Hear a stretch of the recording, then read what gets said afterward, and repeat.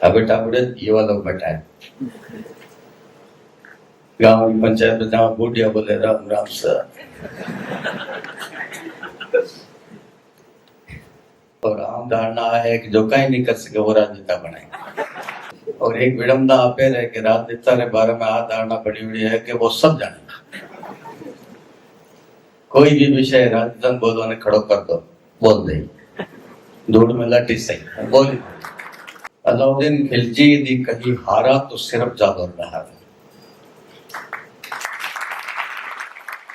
चित्तौड़ के साथ उनका सिर्फ एक युद्ध हुआ उसमें चित्तौड़ पराजित हुआ जादौर के साथ 3 युद्ध हुए 2 बार उसकी पिटाई हुई तीसरी बार में भीतरघात के कारण जादौर हार गया और मैं कविता लिखता हूँ मुझे पता है कविता में क्या होता है कविता में हमेशा बात कुछ बड़ा चढ़ा के होती है ठोस इतिहास नहीं होता है मोटा नेट से ख्यात उसमें थोड़ा जादौर के बारे में वर्णन है उसके अलावा कोई वर्णन नहीं। अब बाद में तो बहुत लोगों ने इसका प्रेमजन लिखा उसके लिए धन्यवाद कि जादौर में आपकी नजर गई और अक्सर जब मैं ये बातें करता हूँ तो लोग मुझे पूछते हैं कि जादौर का इतना बड़ा वो गौरवशाली इतिहास है तो फिर क्यों नहीं है किताबों में।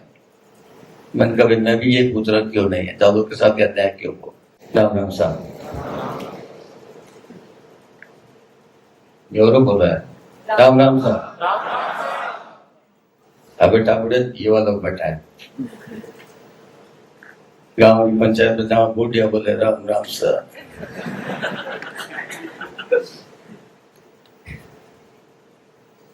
भाई मैं तो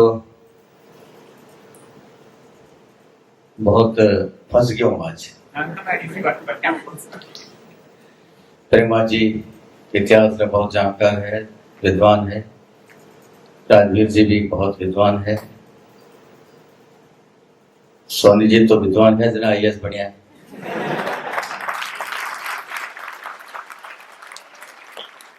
मैं ही मर जाता और आम धारणा है कि जो कहीं नहीं कर सके वो राजनेता बने और एक विडम्बना आपे रहे कि राजनेता के बारे में आ धारणा बड़ी हुई है कि वो सब जाने कोई भी विषय राजनीति बोलो ने खड़ो कर दो बोल दे धूड़ में लटी सही बोल तो इतिहास के बारे में क्या तो जानो मैं ये तो जानो कि BA में इतिहास हमारे सब्जेक्ट हो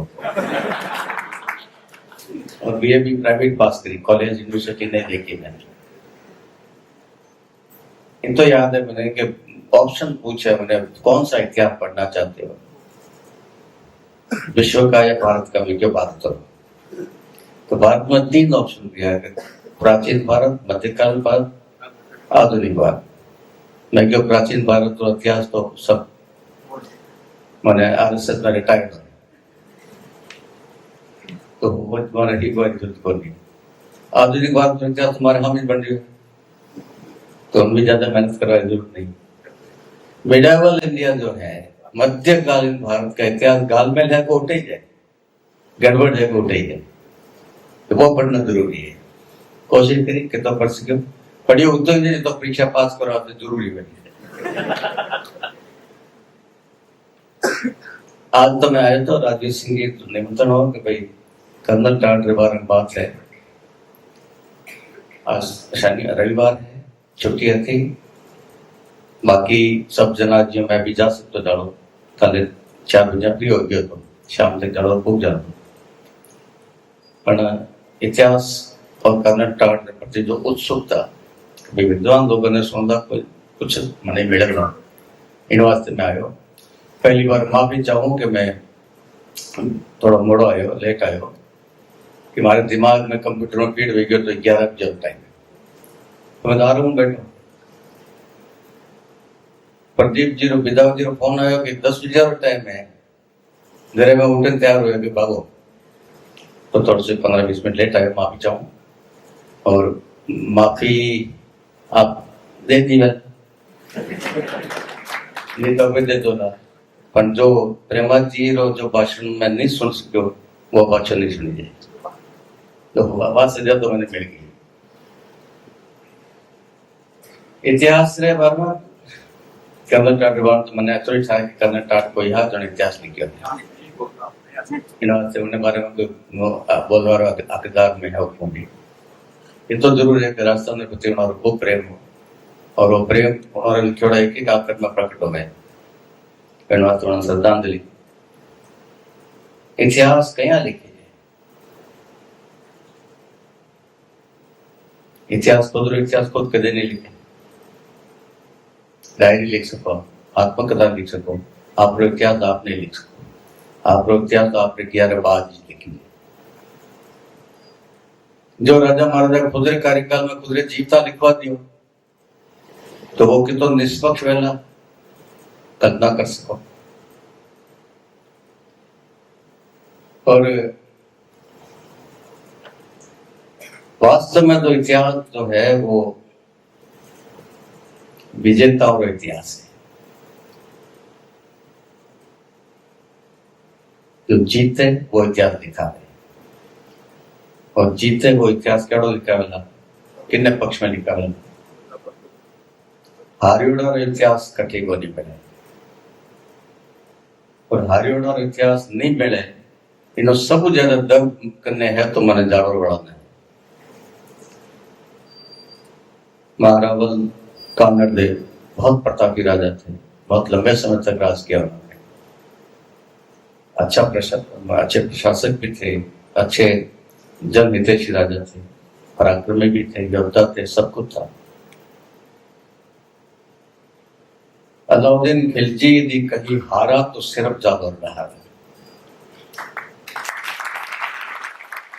चित्तौड़ के साथ उनका सिर्फ एक युद्ध हुआ उसमें चित्तौड़ पराजित हुआ जादौर के साथ 3 युद्ध हुए 2 बार उसकी पिटाई हुई तीसरी बार में भीतरघात के कारण जादौर हार गया ये इतना गौरवशाली इतिहास के पन्नों में कहीं नहीं है मैंने राजीव सिंह कहा था ढूंढ के रखना जादौर के बारे में कर्नाटक ने क्या लिखा है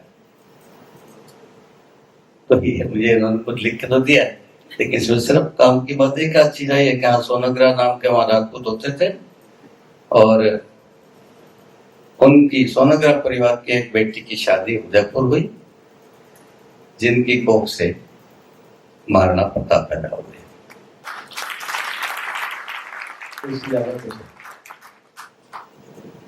कुछ नहीं कैसे थे कान्नड़ देव कैसे थे वीरमदेव क्या किया उन्होंने कैसे किया कुछ नहीं क्यों पराजित हो पर हारे हुए लोगों के इतिहास कोई लिखता नहीं है लिखने वाला कोई बनता ही नहीं ने लिखा है मैं आपको पेश करूं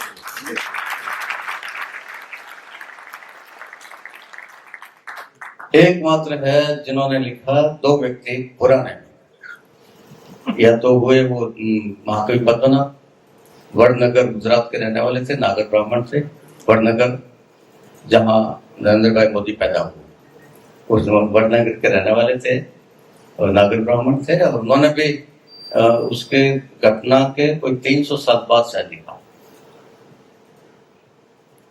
तो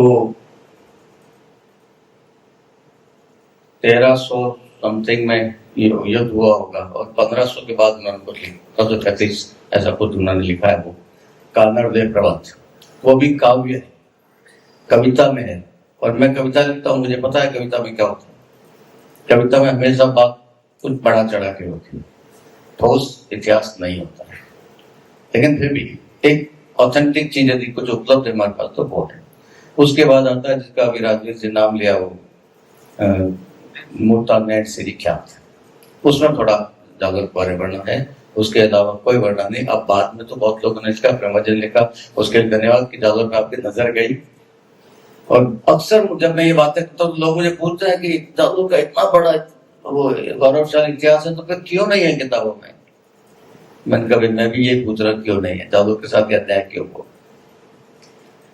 दूसरा इतिहास लिखने का एक तरीका और होता है कर्नाटक के पास समय था इतना सारा लिख लिया घूम लिया घूमने के लिए पैसा चाहिए समय चाहिए साधन चाहिए आपको जो सच्चा इतिहास सही इतिहास लिखना तो जाना पड़ेगा वहां तक या जहां उसकी जानकारी मिल सकती है वहां जाना पड़ेगा मेहनत, कुछ पढ़ना पड़ेगा, किताबें खरीदनी पड़ेगी, कुछ और भी कुछ करना पड़ेगा। उस सब के लिए आपको समय चाहिए, साधन चाहिए, पैसा चाहिए। तो गरीब आदमी को लिख नहीं सकता, जिसे कमा के खाना है वो उसके पास इतना वो संभव नहीं लिखना है। इतना साधन भी हो, समय भी हो, संसाधन भी उपलब्ध हो, पैसा भी उपलब्ध हो, वही लिख सकता है। तो ऐसे लोग किसी न किसी रूप में राज्याश्रित होते हैं। राजा उनका खर्चा वहन कर रहा है इसलिए वो लिख रहे हैं, शासक उनका खर्चा वहन कर रहा है इसलिए वो लिखो, शासन उनको साधन दे रहा है इसलिए लिख पा रहे हो। तो वो लोग फिर उस शासन के दबाव में रहेंगे, शासन से प्रभावित रहेंगे, तो वो भी एक पक्ष जैसा हो जाता है। बाबरनामा कौन सा बाबर ने लिखा होगा? उनके किसी न किसी व्यक्ति ने लिखा होगा जिसको उन्होंने रखा होगा। दूसरे इतिहासकार ऐसे होते हैं जो किसी न किसी विचारधारा से प्रभावित होते हैं। मुझे नहीं पता ब्रह्मा जी किस विचारधारा से, लेकिन पिछले 70-75 साल में या उससे पहले से शुरू कर लीजिए, जो इतिहास लिखा गया इस देश में, तो वामपंथी विचारधारा बहुत प्रभावी रही है, शिक्षा के क्षेत्र में भी और इस इतिहास लेखन के क्षेत्र में। यहाँ तक कि मीडिया पर, अखबारों में भी, टीवी चैनल्स में भी जब से आए तब से बहुत अधिक हावी रही है वो विचारधारा, और इसलिए बहुत कुछ जो हमारे सामने परोसा गया उस विचारधारा से प्रभावित होकर ही परोसा गया। ये भी एक प्लस पॉइंट माने तो जो भी पर है, उसके कारण भी कई सारी बातें दिशा घूम गई।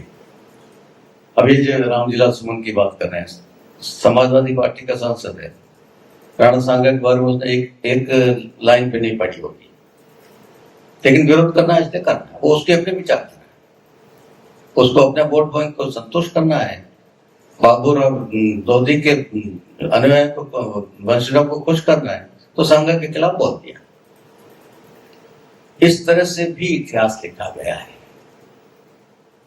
और उसमें दुर्भाग्य से पंडित जवाहरलाल नेहरू के शासनकाल में, उसके बाद भी, क्योंकि पंडित जवाहरलाल नेहरू खुद कम्युनिस्ट थे, वामपंथी विचारधारा से बहुत प्रभावित थे, और इसलिए उनका दृष्टिकोण भी वही रहा। तो जो भारत का जो असली इतिहास मुगलों के काल में इसलिए सही नहीं आया सामने, क्योंकि मुगलों का शासन हो गया, मुगल या दूसरे जो भी थे, उन विदेशी जो भी आए उनका शासन हो गया, तो उन्होंने, वो विजेता हो गए तो उन्होंने अपने ढंग से लिखवा दिया। शिवाजी महाराज जीत गए तो उन्होंने थोड़ा अपने ढंग से लिखवा दिया, उनका सही इतिहास सामने आ गया। पर जहां हार गए और खत्म हो गए, फिर बाद में अंग्रेज आ गए तो अंग्रेजों ने अपने ढंग से लिखा। और बाद में स्वतंत्र भारत में भी जो भारत का असली इतिहास बाहर आना चाहिए था, जो भारत के स्वाभिमान को जागृत करे, भारत को लगे हम भी खुद थे, वो भी इसी ढंग से लिखा गया कि हमारा स्वाभिमान जागृत नहीं। पूरे 1200-1300 साल के इतिहास को ये पढ़ाया जा रहा है, यहां हम हारे, यहां हारे, यहां हारे, यहां हारे, कहीं जीते भी होंगे भाई, वो इतिहास बहुत कम मारा गया। औरंगजेब का पूरे देश में शासन था, नहीं था। औरंगजेब अपने पूरे जीवन काल में एक छत्र शासक भारत का नहीं बन पाया। बुंदेलखंड में छत्रसाल बगावत करके खड़े थे, उधर शिवाजी खड़े थे, उधर गुरु गोविंद सिंह और बंदा बैरागी खड़े थे। पूरे देश में आप हिसाब लगा लीजिए, कोई भी एक प्रांत, सारे प्रांत लगातार कभी भी औरंगजेब के कब्जे में नहीं रहे। औरंगजेब जिंदगी भर संघर्ष करते रहे और उनको शासक लिख दिया गया। तो ये जो एंगल था, तो इस बात को ज्यादा स्पष्ट करने के लिए मैं कहना चाहूंगा, नई पीढ़ी के लोग बैठे हैं सारे, जिनके बारे में ये सोचा जाता है कि वो ज्यादा गंभीर विषयों पर नहीं जाते हैं, पर फिल्म बनाने वाले और आजकल के जो मंचीय कवि हैं, वो जब उल्टी सीधी बातें फिल्मों में दिखाती है, मंच पे उल्टी सीधी कविता करते, वो यही तर्क थे, सब क्या करें, लोग ये सुनना चाहते हैं। पर आज मुझे बहुत अच्छा लग रहा है कि नई पीढ़ी के लोग इतनी देर से इतनी गंभीर बातें सुन रहे हैं। बहुत बहुत खुद के लिए जोरदार तालियां बजाइएगा। आपकी ये संजीदगी, आपकी गंभीरता बहुत उम्मीद जगाती है मेरे मन में कि देश की युवा पीढ़ी बिल्कुल सही दिशा में जा रही है। बहुत एक उदाहरण देके आपको समझा रहा हूं। एक शादी होगी, लड़का पक्ष है, लड़की पक्ष है, वर पक्ष, दोनों के पास कैमरे, दोनों के पास फोटोग्राफर्स है, वीडियोग्राफर्स है। घटना एक ही है, उनका भी कैमरामैन काम कर रहा है, उनका भी कैमरामैन काम कर रहा है। शादी का सारा कार्यक्रम पूरा होने के बाद जब वीडियो के वो कैसेट सीडी आती है या फोटो एल्बम आता है, एक उस पक्ष में जाता है, एक उस पक्ष में जाता है, फिर दोनों को साथ रखिए, एक जैसे होते हैं क्या?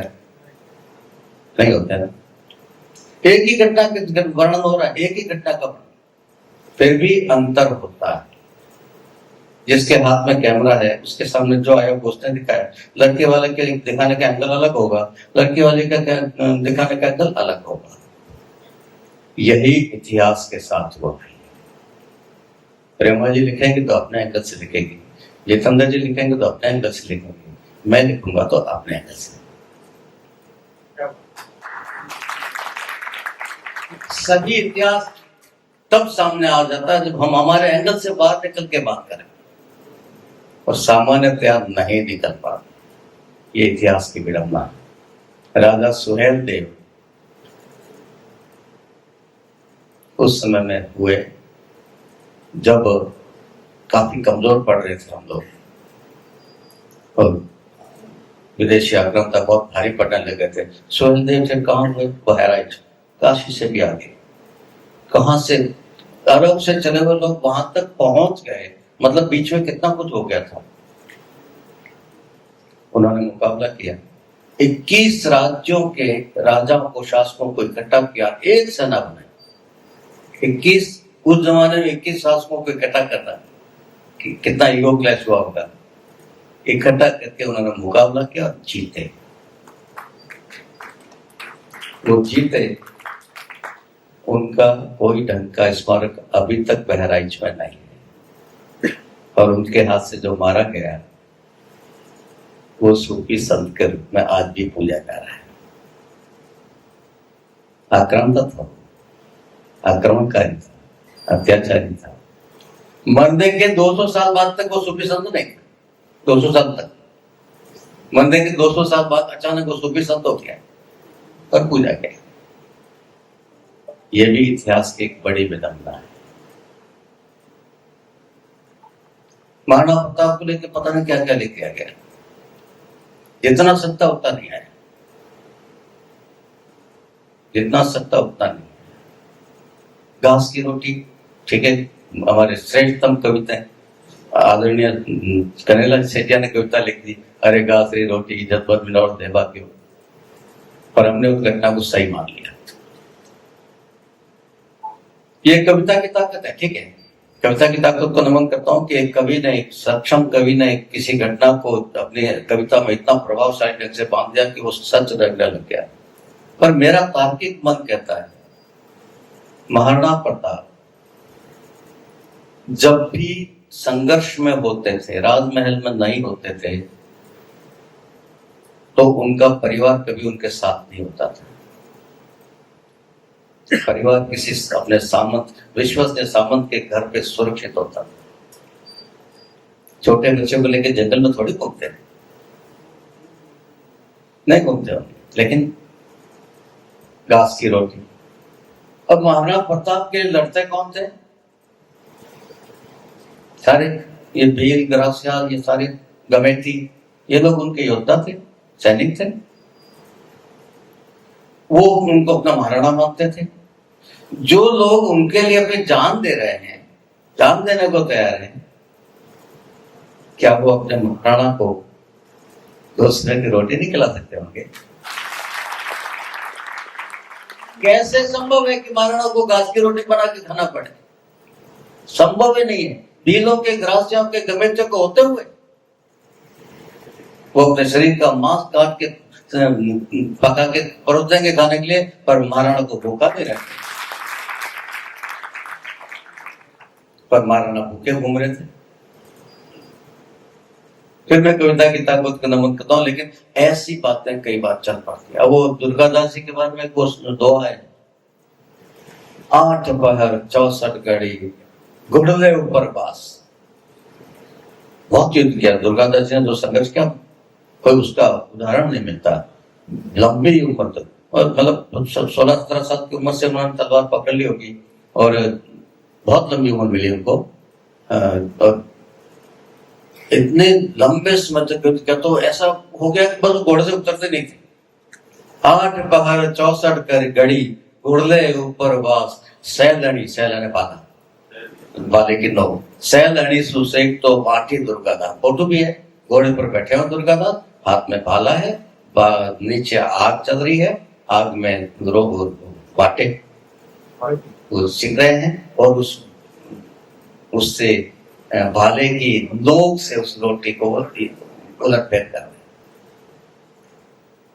कविता सुनने में बहुत अच्छा लगता है, रोंगटे खड़े हो जाते हैं, लेकिन क्या ये पॉसिबल है? दुर्गादास बहुत मजबूत थे, नहीं थकते थे, 24 घंटे घोड़े पे रहते हैं। घोड़ा तो थकता होगा।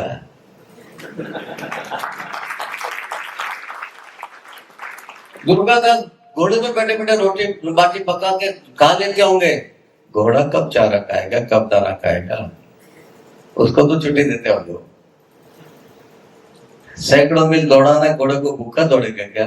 गाड़ियां तो थी कि पेट्रोल डाला रवाना, घोड़े को चलने के लिए समय भी चाहिए, थोड़ा उसको अपनी कमर सीधी करने के लिए वो भी चाहिए। लेकिन ऐसे कविता में ताकत है कि ऐसी बातें चला देती है।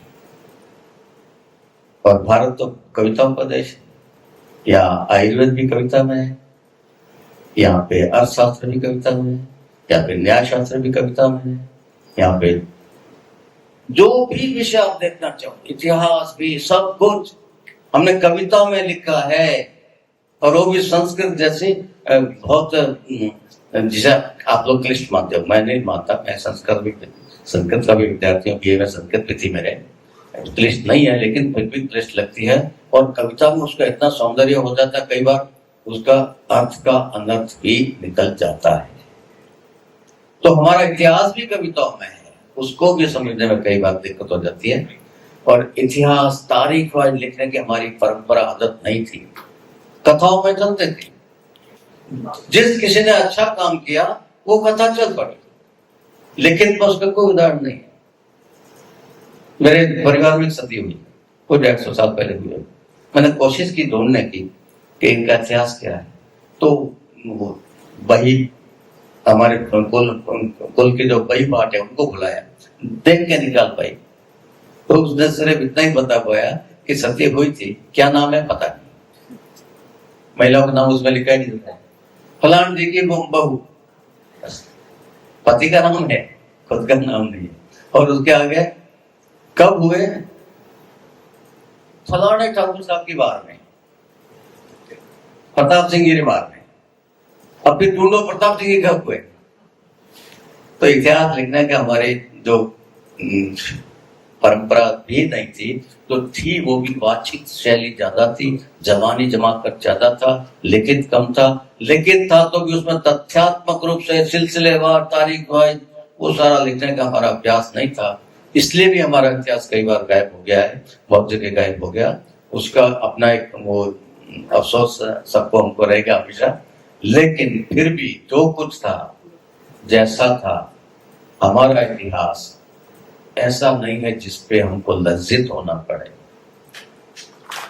भारत का इतिहास, विशेषकर राजस्थान का इतिहास, ऐसा कभी नहीं रहा कि हमको शर्म से गर्दन झुकानी पड़े या लज्जित होना पड़े, अफसोस करना पड़े। हमारा इतिहास ऐसा है जिसपे हम गौरव कर सकते हैं, गर्व कर सकते हैं, और सिर ऊंचा करके कह सकते हैं, हाँ हमारे यहाँ पन्ना दया उल्लेख, जो राजा के बेटे को बचाने के लिए अपने बेटे को बलिदान कर सकती है।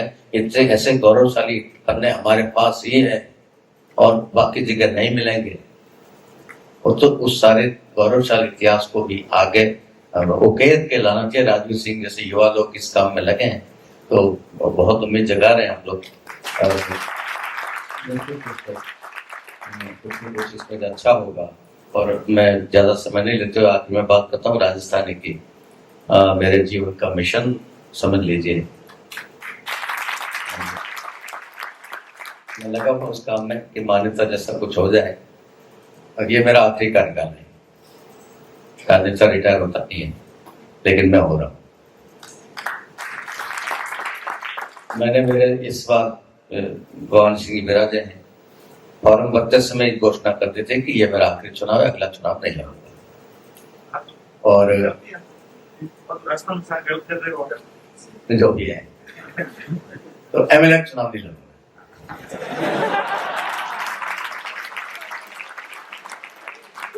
अब कुछ दूसरा विकल्प आप ढूंढ सकते हैं। तो मुझे इसी कार्यकाल में एक काम करना है कि राजस्थान को अपना स्थान, राजस्थानी भाषा को अपना स्थान। 2 लाइन में कह रहा हूँ राजस्थानी के साथ क्या हुआ। जो पन्ना झाय ने अपने बेटे के साथ किया वो तत्कालीन सरकार ने राजस्थानी के साथ कर दिया। देश को आवश्यकता थी हिंदी की, नो डाउट आवश्यकता थी। हिंदी को राजभाषा बनाना था, राष्ट्रभाषा बनाना था। उसके लिए उस समय जो थे गवर्नर लॉर्ड माउंटबेटन, उन्होंने कुछ शर्त रखी थी कि 50% states of India should say we are Hindi भाषी। तो राजऋषि पुरुषोत्तम दास टंडन जयपुर पधारे। तत्कालीन हमारे मंत्रिमंडल, निर्वाचित मंत्रिमंडल नहीं था, वो हेड ऑफ मंत्रिमंडल था। उस मंत्रिमंडल से निवेदन किया, मंत्रिमंडल ने कोई मीटिंग करी कि नहीं करी भगवान जाने, कोई रिकॉर्ड उसका भी उपलब्ध नहीं है। पर यह कह दिया गया कि राजस्थान हिंदी भाषी राज्य है। उस समय राजस्थान के मुश्किल से कोई 1-2% आबादी हिंदी भाषी नहीं होगी, मुश्किल से। पर हमने हिंदी को स्थापित करवाने के लिए अपनी राजस्थानी भाषा को कुर्बान कर दिया। ठीक है, हमने कर दिया, हमने बड़प्पन दिखाया। और उस बड़प्पन को देखकर राजऋषि पुरुषोत्तम दास टंडन, जो कांग्रेस के उसमें के बड़े नेता थे, वो दिल्ली जाते हुए कहकर गए, आश्वस्त करके गए, राजस्थानी के मान सम्मान का ध्यान रखा जाएगा। वो अब तक ध्यान ही रह रहा है, अब तक वो वायदा पूरा नहीं हुआ। तो बहुत बड़ा दर्द हमारे दिल में है, होना भी चाहिए। और कनाला से क्या कहा ना कि राजस्थान मेरे बिना क्या रो राजस्थान। तो और हमारे लालदास जी राकेश जालोर में हुए हैं। मेरे ये मिशन मुझे उन्होंने पकड़ाया था जब मैं एमएलए नहीं था, बनूंगा उसकी भी कल्पना नहीं थी, तब उन्होंने मिशन पकड़ाया था कि राजस्थान के लिए लड़ना है। उनका कहना था कि राजस्थानी राखियां रहसी राजस्थान। भाषा कोई जब मरती है तो सिर्फ भाषा नहीं मरती, भाषा के साथ और बहुत कुछ मर जाता है, क्योंकि भाषा संस्कृति का वाहन है। भाषा मरती है, संस्कृति समाप्त होती है। शहरों में राजधानी मर रही है, शहर के लोगों को राजधानी नहीं बोल आती है, उसमें राजधानी में हिंदी भी आ गई है, उसमें अंग्रेजी भी आ गई है। हमारी हिंदी भी करप्ट हो गई है, तो राजधानी तो क्या बचेगी। गाँव में राजवीर सिंह के गाँवों से आ रहे हैं, इसलिए इतनी अच्छी राजधानी बोल पा रहे हो। धन्यवाद आपको। विराट जी, आप भी अच्छी राजधानी बोल लेते हैं, लेकिन गाँवों में अब भी असली राजधानी पड़ी है। अब भी राजस्थान की 70-80% आबादी हिंदी नहीं जानती। अब भी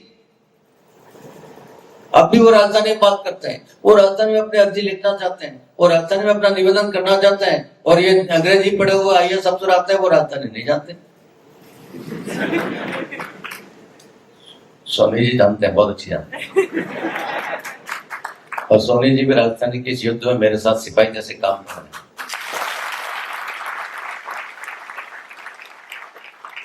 गुजरात में यदि चपरासी भी बनना है तो उसको फॉर्म भरते समय लिखना पड़ता है कि तूने 10वीं तक गुजराती पढ़ी है कि नहीं। उसके बिना वो फॉर्म नहीं भर सकता। राजस्थान में कोई ऐसा प्रतिबंध नहीं है, राजस्थानी नहीं आती वो भी राजस्थान की सेवा कर रहा है। राजस्थानी को गालियां बोलने वाला भी राजस्थानी की सेवा कर रहा है। राजस्थानी का नुकसान करने वाला भी राजस्थानी की सेवा कर रहा है, मजे ले रहा है। इस सारे दुर्भाग्यपूर्ण परिस्थिति में से राजस्थान को निकालना है, तो उसके लिए बहुत संघर्ष किया है, आगे भी करना पड़ेगा। और अब तो संघर्ष मेरे अपनों से है।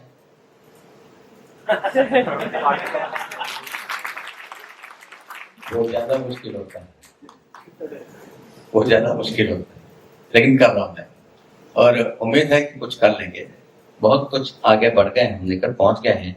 नई जो राष्ट्रीय शिक्षा नीति ने हमको बहुत संबल दिया है, बहुत ताकत दी है, उसमें से करेंगे। लेकिन मैं जो आपसे जो उम्मीद कर रहा हूं, और ये बात पिछले 35 साल से मैं कह रहा हूं, लगातार कह रहा हूं, युवाओं से कह रहा हूं, आपके गांव में जब भी कोई एमएलए एमपी जैसा प्राणी भटकता हुआ दिखे, इंक्लूडिंग मी, उसका कुत्ता पकड़ के पूछो राजधानी का क्या हुआ।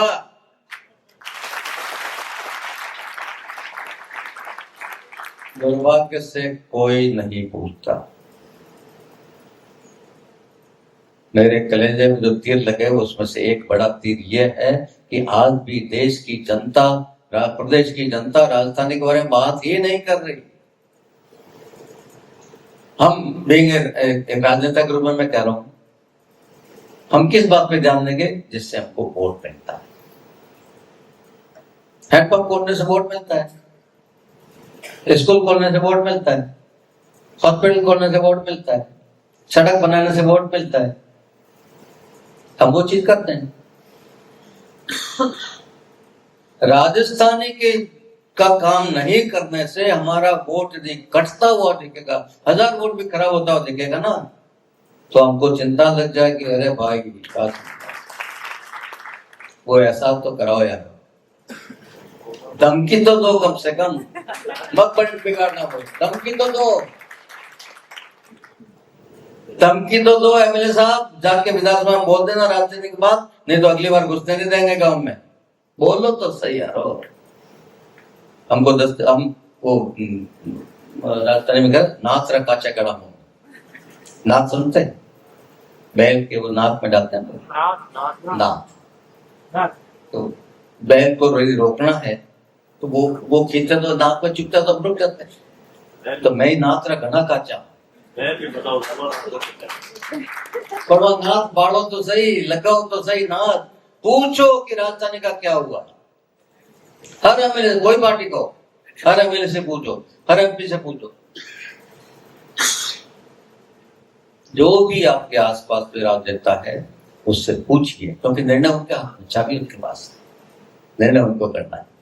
पूछना शुरू करिए। मुख्यमंत्री जी हाथ में, उनको पूछिए, उप मुख्यमंत्री उनको पूछिए, कोई मंत्री मिले उनको पूछो, विधायक मिले उसको पूछो, सांसद मिले उसको पूछो, राजस्थानी के बारे में आप क्या कर रहे हो ये बताओ। या पूछने भी लग गए ना, हर गांव में 5 लोगों ने पूछ लिया ना, तो हम चौकन्ने हो जाएंगे, कुछ करना पड़ेगा, कुछ करना पड़ेगा। मेहरबानी करके ये कर लो, अभियान छेड़ दो। दूसरा अभियान निवेदन कर रहा हूँ, अब राजस्थानी के पक्ष जब भी बोलते हैं 10 करोड़ राजस्थानी, 10 करोड़ राजस्थानी, ये सब को आंकड़ा याद होता है। जनगणना के आंकड़े में कितना करोड़ बोल रहे हैं? 2.5 करोड़। 2011 की जनगणना में 2.5-3 करोड़ मुश्किल से है। भाषणों में 10 करोड़ है, हकीकत में नहीं है। क्यों नहीं है? जनगणना करने वाले जब आ रहा होता तो हम बोल ध्यान ही नहीं रखते क्या लिखवा है, या तो हिंदी लिखवाएंगे, राजस्थानी लिखवाएंगे तो भी ढूंढाड़ी लिखवा देंगे, मारवाड़ी लिखा देंगे, मेवाड़ी लिखा देंगे, राजस्थानी नहीं लिखा रहे। वो अभियान छेड़िए, खुद भी करिए, अपने दोस्तों से सबसे करवाइए। आज तो सोशल मीडिया का जमाना, एक आदमी 1000 आदमियों तक संदेश पहुंचा सकता है 1 मिनट में। वो करिए, अभियान छेड़िए। जनगणना शुरू होने वाली है, तैयारियां हो चुकी, कब तक बोलिए? महीने 2 मिनट, जून में नोटिफिकेशन आ जाएगा जनगणना शुरू होने का। आपके घर घर तक जनगणना कर्मचारी आएगा पूछने के लिए। उसमें 50 बातें पूछेंगे वो, उसमें एक बात ये भी पूछेंगे कि आपकी भाषा क्या है। फिर आपने हिंदी लिखा दिया, तो राजस्थानी फिर मर जाएगी। याद रख के लिखाइए, उसमें ज्यादा से ज्यादा लिखाइए। जिसको नहीं आती राजस्थानी वो भी लिख दो, एक बार लिख दो। एहसान ही कर दो यार, मेरे पे एहसान कर दो,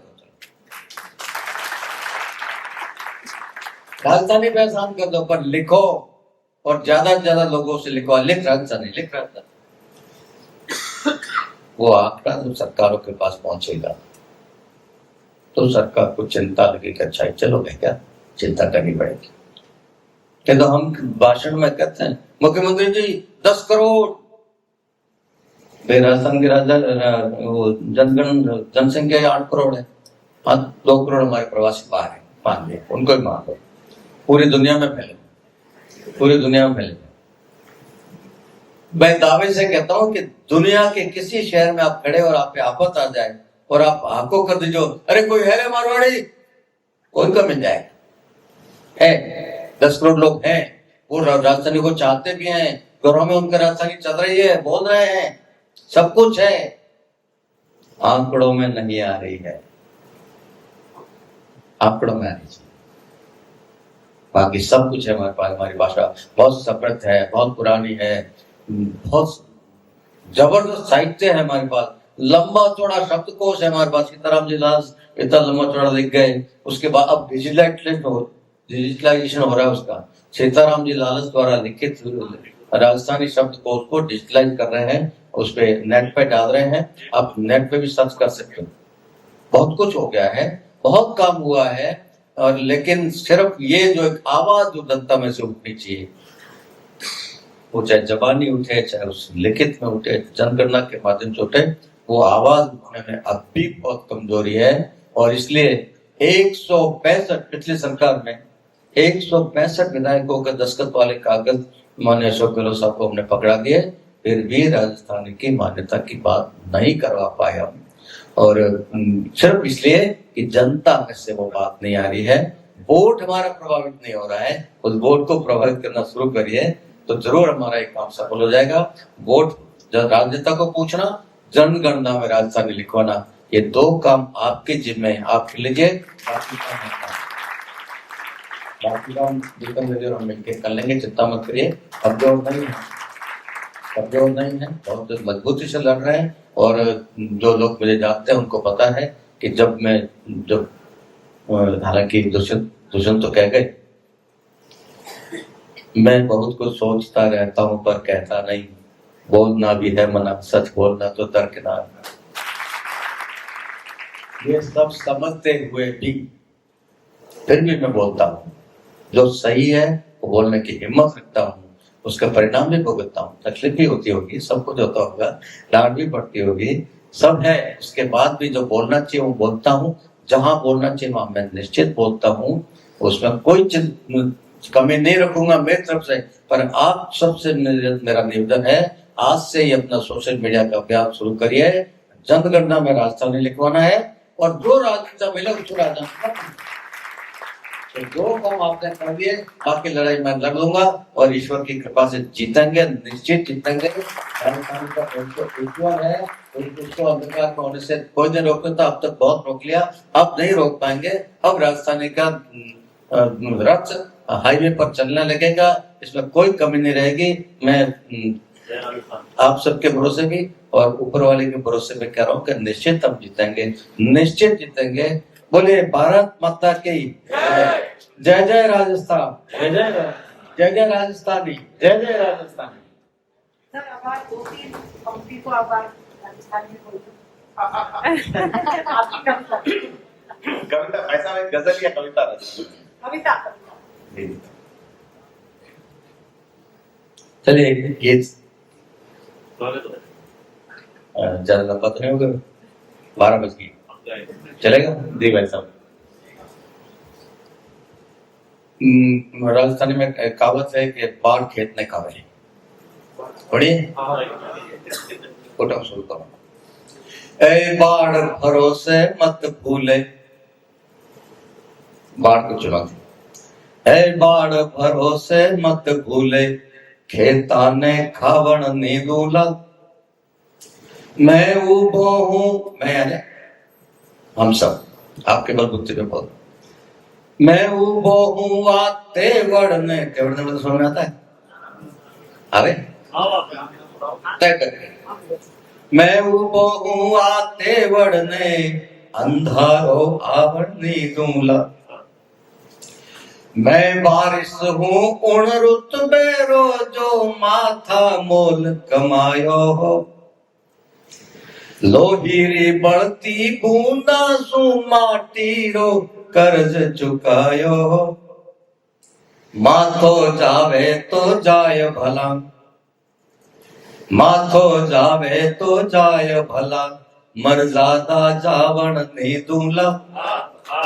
मैं उबो हुआ तेवड़ने, अंधारो आवण नी दूला।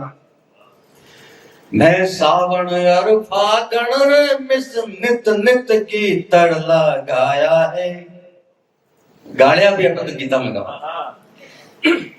मैं सावण और फागण रे मिस नित नित की तड़ला गाया है। परदेशा में पण प्रीत तना संदेशा घना पुगाया है। इन प्रेम पग्योड़ी धरती पर, नफरत बरसावण ने दूला। मैं उबो हूँ आ तेवड़ने, अंधारो आवण ने दूला। इन बागा में कोयलड़ी ने कुहकण सू देखा कुण रोके। इन बागा में कोयलड़ी ने कुहकण सू देखा कुण रोके। चौटे चौबारे मिनखा ने मुड़कण सू देखा कुण रोके। मीठे मोरा रे मुल्क माए, मीठे मोरा रे मुल्क माए, घुघू ने गावण ने दूला। मैं उबो हूँ आ तेवड़ने, अंधारो आवण ने दूला। और आखिरी बात, राजस्थान के सारे विरोधियों को चौपती। रावण ने राड़ मचावण दो, सीता ने राख सकेलानी। इतिहास में पुराण में ले जाओ। रावण ने राड़ मचावण दो, सीता ने राख सकेलानी। ओ कंस करे क्षण बड़ कितरा, कान्हा ने चाख सकेलानी। मीरा रे मिंदर डाकण ने, मीरा रे मिंदर डाकण ने, घूघर घम कावण ने दूला। मैं उबो हूँ आ तेवड़ने, अंधारो आवण ने दूला। ऐ बाण भरोसे मत भूले, खेता ने खावण ने दूला। मैं उबो हूँ आ तेवड़ने, अंधारो आवण ने दूला।